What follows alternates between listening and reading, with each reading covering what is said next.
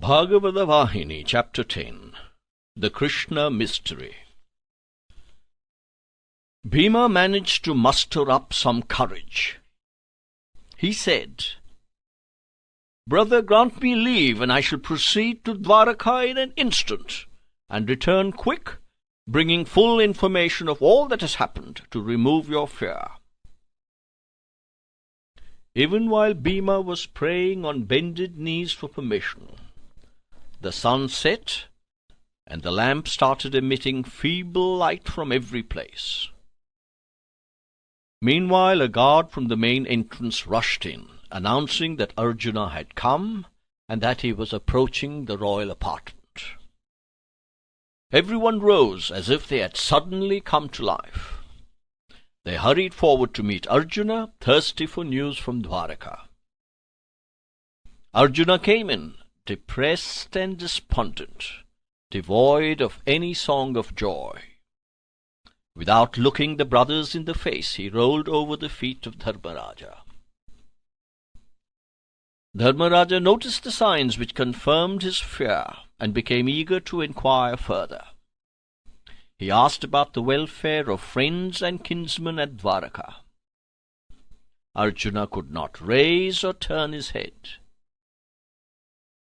The brothers saw the feet of Dharmaraja streaming with the tears shed by him, and were shocked into immobility. Dharmaraja lost all hold on his mind. He tried to lift Arjuna, and shaking him by the shoulders, he shouted in agony into his ear, "Brother, what has happened? What has happened? What has happened to the Yadavas? Tell us about that. Our hearts are about to burst. Save us from this terrible anguish." But Arjuna did not reply. He could not rise or even spell out words. Dharmaraja, however, continued raining questions on him, enquiring about the welfare of the Yadavas and others, mentioning them by name and asking about each one separately. Arjuna did not react even to this desperate fusillade. He showed no response. He did not raise his face to look on to his brothers. "You need not tell us the rest, but this you must tell us. What has Vasudeva directed you to tell us? What is his message to us? Tell us that," Dharmaraja appealed. Arjuna could not bear it any longer.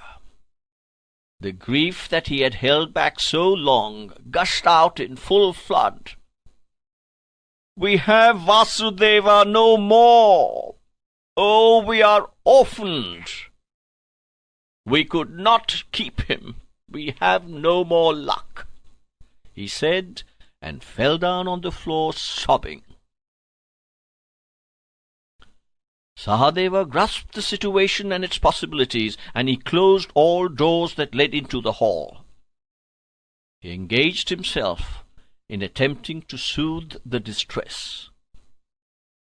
"Alas, that we lived to hear this! What a fate! O destiny! How could you treat the world so cruelly?" The brothers lamented together. "Lord, why have you deserted the Pandavas thus? Why this breach of trust? We have survived to hear this news? This is the result of the accumulation of sin during many generations." They asked and asserted. Each one was submerged in his own grief, in his own despair. The hall was filled with gloomy silence. It was Dharmaraja who braved it first. Wiping the tears that filled his eyes, he questioned Arjuna in pathetic tones. "Have you news of the condition of the parents, and of Nanda and Yashoda, and of the other Yadavas? Tell us about them. They must be broken with the grief of separation from the Lord. When we too have been reduced to this helpless depth, what can we say of them? They must be sunk in unfathomable despair. How can they keep body and breath together? Why refer to individuals? The entire city of Dwaraka must have sunk in the sea of inconsolable grief. Dharmaraja was sobbing with sorrow as he pictured to himself those scenes. Seeing him in this condition, Arjuna said, "Brother, the people of Dwaraka are far more lucky than ourselves. We are the least fortunate. We are the only hardened beings that have withstood the shock of the news of the departure of Vasudeva from this world. The rest left the world even before news came of his departure." At this Dharmaraja exclaimed, "Hari, Hari, O God! What is it you said now? What is this catastrophe? I do not understand anything. Did the sea rise and engulf Dwaraka? Or did any wild barbarian horde invade and overwhelm the city and slaughter the population? Arjuna, tell us what happened. Put an end to our frightful surmises, which raise up awful pictures." Dharmaraja held the hand of Arjuna and turned his face up in an attempt to make him answer his queries. Arjuna said, No sea got furious and swallowed Dwaraka. No ruler led his army against that city. Wickedness and vileness grew madly wild among the Yadavas themselves, and excited their strife and hate to such an extent that they slaughtered one another with their own weapons. Dharmaraja asked him, "Arjuna, there must be some overpowering force that urged the Yadava clan, young and old, to sacrifice themselves in this holocaust. No effect can happen without a cause, isn't it?" And waited to listen to the details of what had actually led to the slaughter. Arjuna paused a little to overcome the grief surging within him, and then he began his account of the events. The other three brothers drew near and heard the tragic tale. "I learned that day that not even the tiniest event can happen unless willed by Vasudeva. I got fully convinced of this. He is the Sutradhari, the holder of the strings that move the puppets and make them act their roles. But he seats himself among the spectators and pretends he is unaware of the plot or story or cast. The characters cannot deviate a dot from his directions. His will guides and determines every single movement and gesture. The varying emotions and events on the stage by which the drama unrolls itself affect the hearts of those who witness the play, but they do not cause a ruffle in the heart of the Sutradhari. He decides what this person should say or that person should do, and he prompts in them the appropriate words and deeds. And the consequence of the karma, performed and inherited by each individual from previous lives, also adds its quota to this destiny. The Yadavas, who are our own kith and kin, were spiritual personages, full of devotion to God, as you all know well. Perhaps some day some sage had cast a curse on them, or else some day some dire sin was committed by them.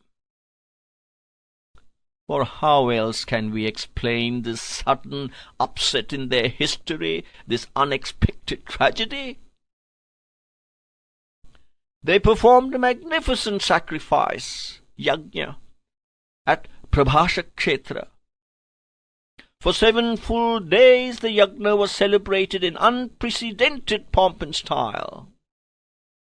The valedictory offering in the sacred fire was poured in true Vedic grandeur, in the presence of Lord Krishna himself. The participants and priests performed later the ceremonial bath in holy waters. The Brahmins then received their share of the yajna offering and distributed it to the Yadavas also. Everything went off in an atmosphere of perfect calm, contentment and joy. Towards noon, Brahmins were served with food. Afterwards the Yadavas seated themselves in long lines to partake of the feast.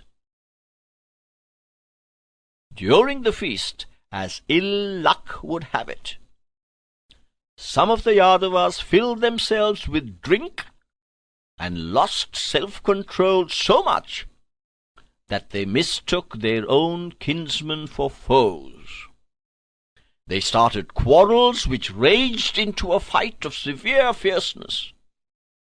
It must have been in the plan of God, for however unruly and vile a man might be, he would not slaughter with his own hands his own children and his parents. Oh, the horror of it!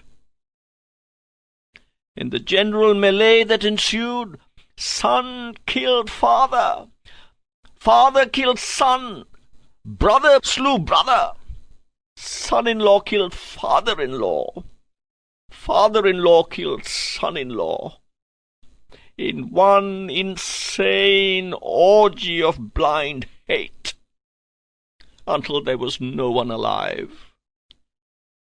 Arjuna could not speak further. He leant against the wall. He held his head, bursting with pain and grief, between his pressing palms. Dharmaraja heard this account with anguish and amazement. He placed his hands on Arjuna's back and said, "What is this that you are saying? It is an unbelievable story. Since your tongue will never speak untruth, I am forced to put faith in its correctness. Or else, how can we ever imagine such a sudden transformation of character and such a lightning massacre?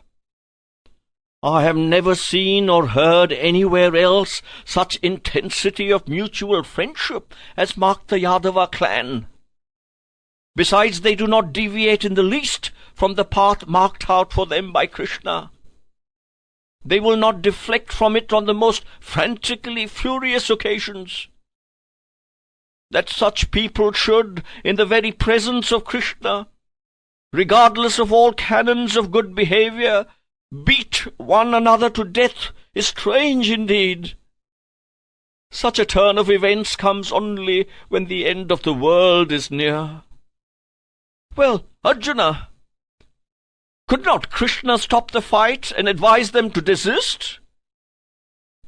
Did he attempt to bring about some compromise between the factions and send them back to their places?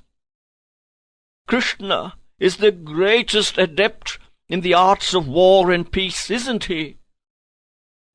That he did not try to stop this tragedy makes me wonder more at this awful tale of destruction." Dharmaraja was lost in sorrow.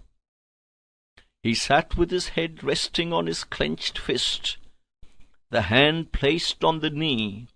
His eyes were full of tears, which rolled continuously down his cheeks. Arjuna tried to speak some words of consolation. "Maharaja, you are aware of the glory and the grace of Krishna, but yet you ask questions and entertain doubts whether he did this or that. What can I say in reply? The fate of the Yadavas is the same as the fate of our own clan. Weren't we and the Kauravas brothers? We had kinsmen who were well-wishers on both sides, and we had this same Shyamasundar in our midst. But yet, we had to go through the Kurukshetra battle. Can we not see that this war would not have happened had he willed it so? the 40 lakhs of warriors, that is 100,000, who died on the field of battle, would not have been lost then, isn't it? Did we ever wish to rule over this land after slaughtering them all? Nothing can ever happen without his express command. No one can cross his will or act against his command.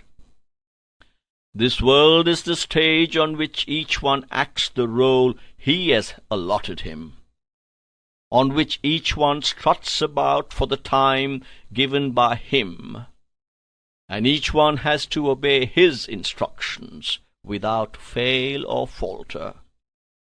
We may think in pride that we have done this or that by ourselves, but the truth is, everything happens as he wills. When Arjuna concluded, Dharmaraja thought aloud. Arjuna, many motives dragged us into the Mahabharata war. We tried our best through diplomacy and peaceful means to regain our kingdom, our status, and what was legitimately our due. We bore patiently many insults and discomfitures. We had to wander in the jungle as exiles. Through divine grace we escaped many a plot laid to kill us. They tried arson and poison on us. They heaped public ignominy on our queen. They broke our hearts by systematic ill-treatment. Still, there are but 3 reasons for the final fight everywhere: wealth, dominion, and woman. But take the instance of the Yadavas. They had no such reason to fall out among themselves in mortal combat. It appears as if destiny was the only overpowering reason for this cataclysm. The Yadavas were rolling in plenty. They had no lack of grain or gold. And their wives? They were models of virtue, faithful and devoted. They never deviated from the wishes or commands of their husbands. They could not bring insult or discomfiture to their lords from any quarter. How then could faction and internecine strife raise their heads so suddenly among them? Arjuna replied, My dear brother, we see the outer circumstances, the processes which result in the final event. And in our ignorance we judge that this set of causes produced these effects. We guess the nature of emotions and feelings from what we gauge from events. But circumstances, events, emotions, and feelings are all simply instruments in his hands, serving his will and his purpose. When the moment comes, he uses them for his plan, and brings about the fight that he has willed. He is the embodiment of Kala, or time. He comes as the master of time, and through some denouement of the plot, he finishes the drama. That which brought about birth brings about death too. He finds reason for both in the same degree. Do we seek to know why there was birth? Then why seek to know why death occurs? It occurred. That is enough. Reason-finding is a superfluous occupation. He causes beings to create beings, and he causes beings to end beings. Bodies get born, bodies die. Nothing more serious happens at birth or death. This has been taught us often by Vasudeva.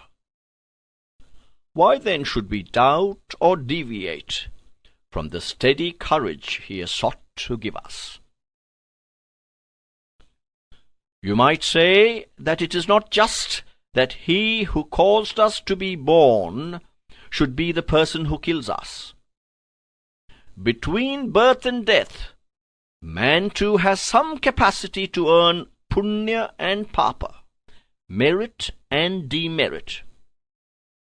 And this has some influence on the course of events.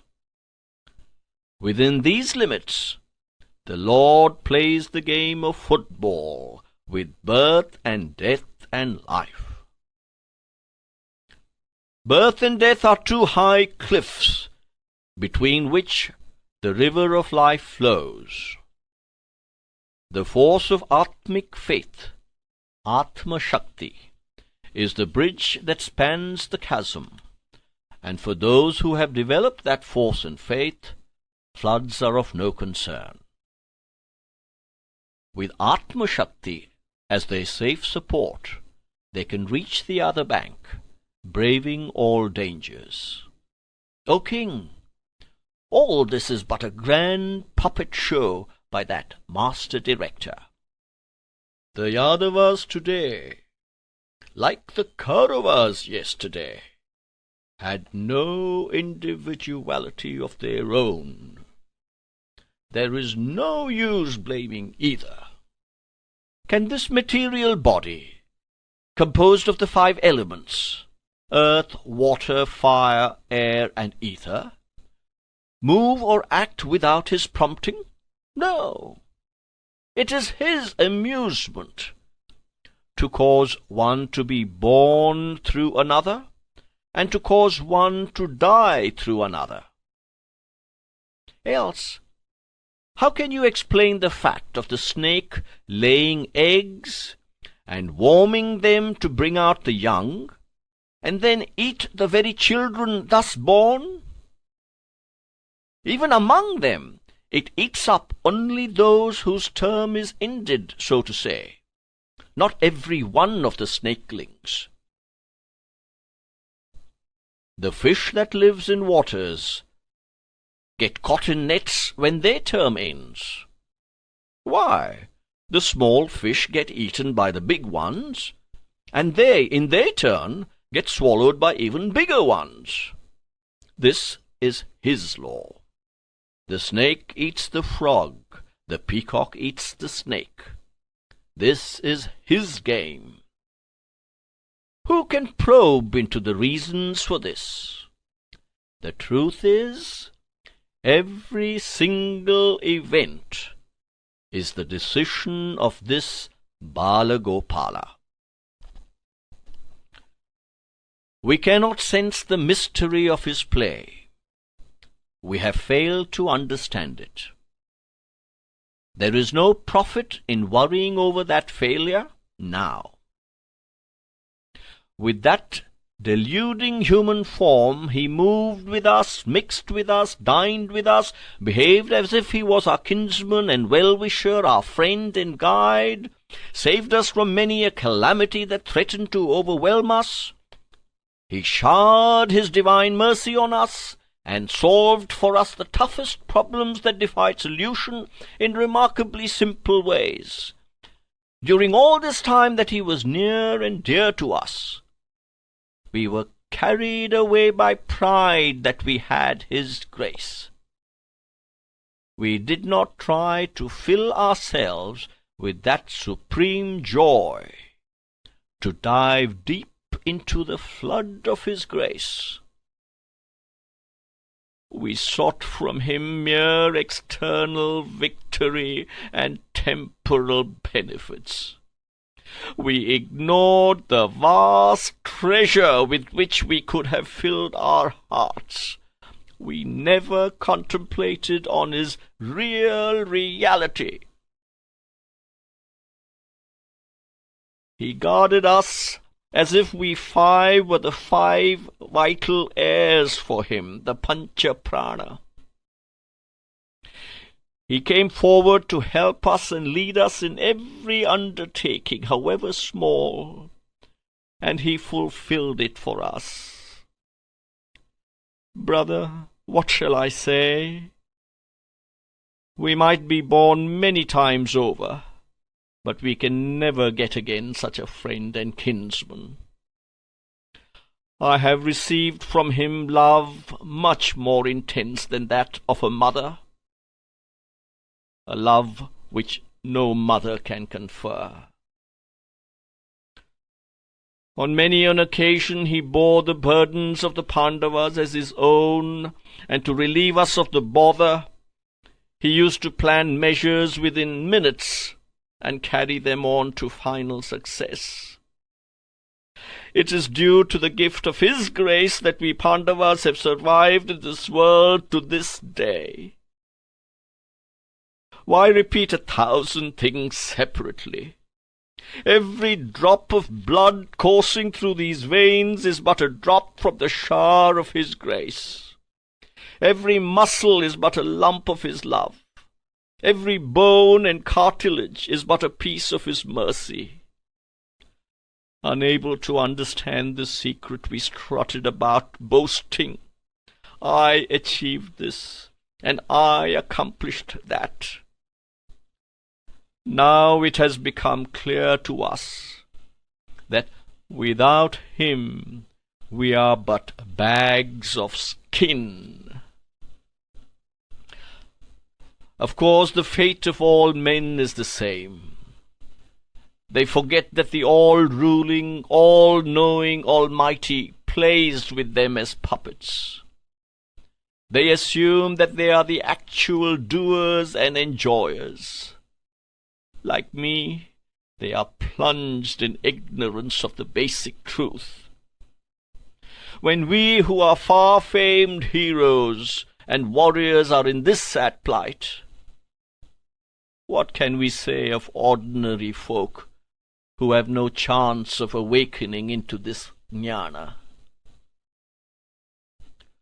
For this, the sad experience I had on my way is the direct proof. Thus said Arjuna, and fell back, leaning against the chair that was behind him, for he could not bear the separation from his lifelong support and guide, Krishna.